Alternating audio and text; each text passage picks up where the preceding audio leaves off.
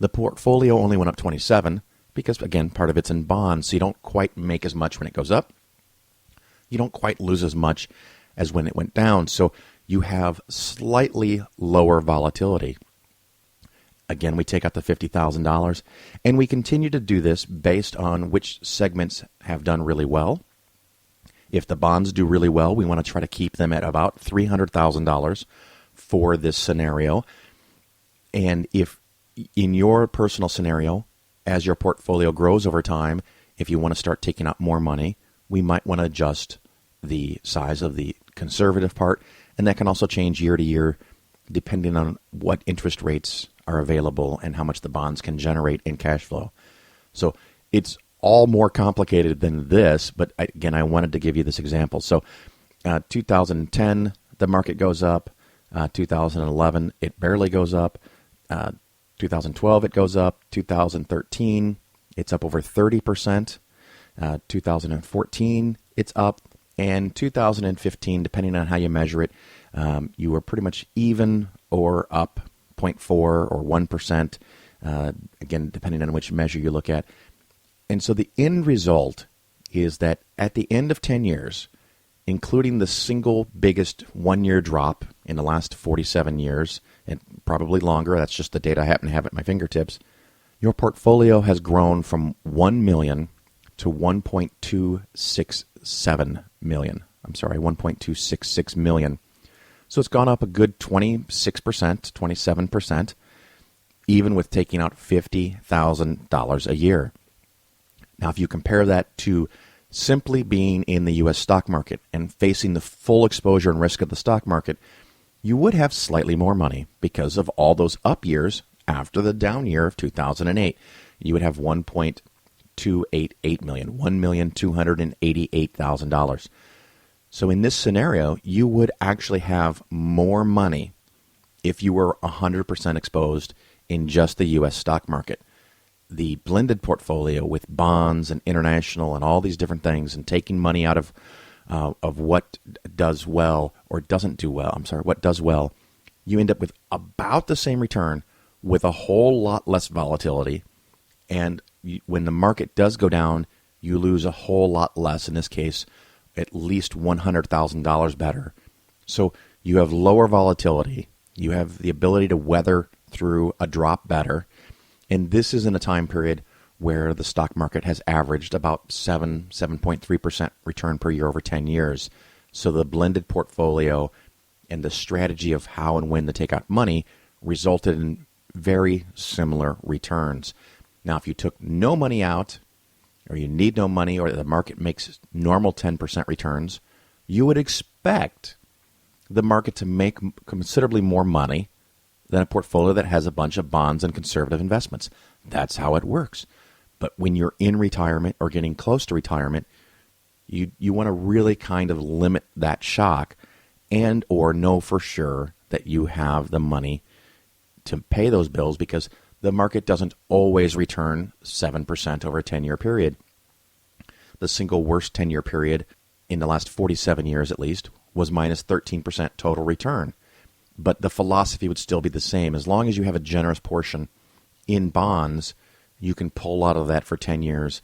And even if the market is still down after 10 years, you've spent through your cushion, and the stocks would be worth 13% less. It's not a great thing to have happen, but you could still weather that storm, that worst case scenario. Of course, keeping in mind the best case scenario historically is that your $1 million could turn into $4 or $5 million, and all of this becomes kind of laughably moot. But we can't count on that kind of phenomenal result, but we do want to protect for the possibility of the really bad result, because you don't want to run out of money. I really hope that made sense. That's a lot of freaking numbers on a podcast. If you want more information, please send me an email, phil@polarisfinancialplanning.com. And what we're going to do is take a quick commercial break, and then we're going to talk to my good friend Jim Helton about the Ark. And then after that, we're going to talk about how you, as a good Christian, should beat your child. This is Phil Ferguson with Polaris Financial Planning. the home of science-based investing.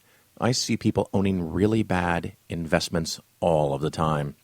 Many advisors are paid a commission by a big company to sell you something you may not need. It's kind of like church. They create fear, then they tell you what you want to hear, and then they take your money. What you want is an advisor that is paid only by you. That is a fee-only fiduciary advisor. Remember, people work for who they are paid by. You can contact me, Phil, at PolarisFinancialPlanning.com, or listen to the cleverly titled The Phil Ferguson Show. Each show, we have an interesting investing skeptically topic and an interview with someone fighting to end religion. Polaris also gives 10% of gross revenue to support the growing secular movement. You're not just getting better investments, you're helping to change the world. All right, everybody, welcome back. This is Phil Ferguson. We have another interview for you today. This is Jim Helton. He is a longtime friend of mine and a friend of the show, and he lives in that crazy state of Kentucky, right? That's where you live, right, Jim?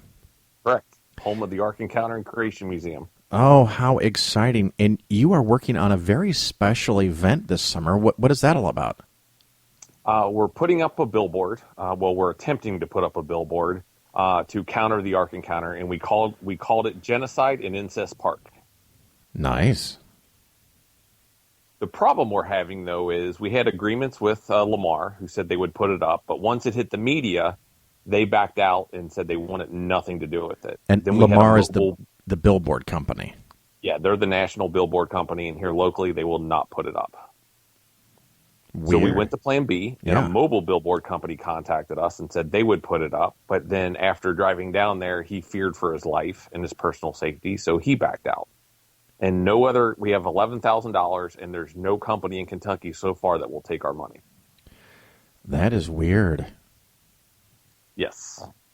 So we put out a press release last week, and we've had some contact, but I don't know if anything's promising, to basically say, quit discriminating against us. We have money. We want to spend it. Please take our money so we can put up this billboard. That is truly amazing. Now, also this summer, what's this event that you're planning on? So we are planning a national protest on opening day, July 7th. That is the opening day for the Ark Encounter. We are planning a huge protest. We applied for permits, so we can't disclose the locations as of quite yet. But we think we're going to have national guests. David Silverman is confirmed for coming down, and then we're going to throw a huge after party afterwards. Oh, I like the sound of that. So what is it, a genocide party? Is that where we're going to go? Yeah, don't forget incest. It's a story of genocide and incest. So yeah, genocide and incest after party. And is it costume as well? It should be, but we were afraid if we dressed up as costume as animals, people would think it's a furry party and be confused. Well, you can just say your favorite biblical character. True. Of course, maybe someone comes as an ass with their mouth open. We are planning on having a life-size cutout of drunk Noah that you can take your picture with. Oh, that's nice. Can you see the boat from the road? From the road, yes. It's pretty far into the distance. They have it set pretty far back. The challenge to the protest comes in is they don't have the public sidewalks in yet, and everything's private property. So that's where the protest challenges have come in. Now, were you with us when we had a protest before by his front door? At the Creation Museum? Yeah. That was before my time, actually. Yeah, I don't know if it was really so much as a protest as just kind of a spontaneous gathering when I took P.Z. Myers and he and I and 300 friends showed up at the Creation Museum. God, that's like 6-7 years ago now. That's I've lived in atheist for 4 years. That was before my time. Yeah, that was a long time ago, and I think we just kind of spontaneously gathered out in front on the side of the road because we figured if we gathered in a parking lot, they would kick us out. But once we went through and PZ got his infamous photo of riding the dinosaur, we went outside and the Kagans gave him a bottle of scotch and made him a colonel for the state of Kentucky. Nice. But I think it was just a spontaneous gathering, so I don't know that we had a license to protest. But we were just all out in front. 150, 200 people went to the front by the entrance of the Creation Museum. And so that's the kind of thing you're thinking about now, at least somewhere around there to have we a? actually applied for permits. We actually contacted the police because I think this is going to be huge. Yeah. So we want to make sure we go by the books, that we don't get thrown off, that we don't get thrown out. We're not actually planning on going into the park. We Right. don't want to send hundreds of people into this park. But like I said, we are trying to do everything by the book so that we don't all show up and then have nowhere to go. And you said there's still no sidewalks there? There's still no sidewalks. They probably won't be until next year. So, like I said, that creates the challenge, for pulling off the protest. Yeah, because if I recall correctly, it's on a curvy road in the middle of freaking nowhere. Correct. And they bought all the property around it. So even leading up to it, it's all private property that they own, that the Ark Encounter owns, even across the street. Very nice. I mean, that's Planned Parenthood could learn from that, right? Yeah. Yeah, I was just there for their Power of Pink Leadership Conference this weekend. Just came from Planned Parenthood. Ah, very nice. So if people want more information as this develops rapidly, where do they get it? Our website, tristatefreethinkers.com, we'll be posting it up. We'll have it on our Facebook. We'll be blogging about it. We'll put out a press release, a national press release, once this goes. ABC National News will be there. A film documentary crew that's shooting a movie about the war on science will be there. There will be a lot of press publicity. Like I said, national speakers. David Silverman's the first person we have confirmed. We're hoping to announce other ones that we're in talks with here shortly. As they come, we'll announce the names as we get permission. And is there anything on the website yet? No, we don't quite have until we can put the details of where we're supposed to be. We don't quite have that yet. I guess we should put something out by the time this airs, just to let people know, here's the date, here's the time, location to be determined. I like it. We could do that and kind of hold the location secret until we actually have it. And then, like I said, we'll work on the after party based on how many people we have. So excellent. I could probably get that out this week. Yep. Listeners, in lieu of a direct link, just Google Tri-State, T-R-I, not T-R-Y, Tri-State Freethinkers, and you come across a site for Indiana, Ohio, Kentucky Freethinkers. And Jim Helton is putting this on, hosting this, and details are soon to be announced. Jim, anything else going on that we want to cover while we're here? The interesting thing about like the billboard, like Lamar locally won't put it up, and they won't even talk to us. They're like, we're not doing it. But Lamar and other states will put it up. So it is a personal thing, personal decision here locally, which kind of pisses me off. Yeah. That they won't do it. The other interesting thing, I guess, is a lot of the feedback we've had since this billboard. Not only did this not make local news, it made national news. It even made international news. Just the thought of saying we were going to put this up. And it started a great conversation. We're not even opposed to criticism. But one of the number one things we get criticized for, or two things I'd like to address, is one, why don't we leave Christians alone? Like, why don't we leave them alone?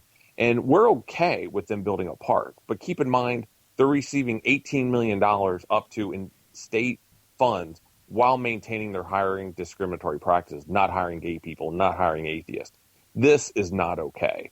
They're also claiming this park to be true as anti-science, like the Grand Canyon was formed in 40 days, not millions and millions of years. Even if you take it as a myth, as a moral of the story is horrible. God kills everybody. And these things, they don't keep to themselves, meaning they are trying in Kentucky now to teach the Bible in public schools.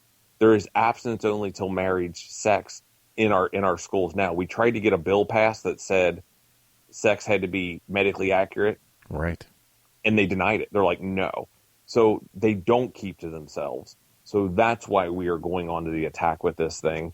Another thing, people said, why don't we feed the homeless? We actually do. I mean, that is something we do. We do one volunteer event almost every week. We put out a national campaign so we could raise national money, so it allowed us to keep our membership funds to do all these community service projects. It's funny that what do they call that? The greater problem fallacy. Someone says, well, if you want to redistribute wealth in the United States or you want to feed the homeless here, why aren't you feeding the homeless in Africa? And it's like, just because there's a bigger problem doesn't mean the problem I'm attacking is unworthy of attacking. And Christianity is worthy of attack. And it's a fraud, it's a scam, it's a sham, and it's counterproductive. And quite frankly, in my opinion, I think it reduces the probability of our survival as a species. And if we would have put up a billboard that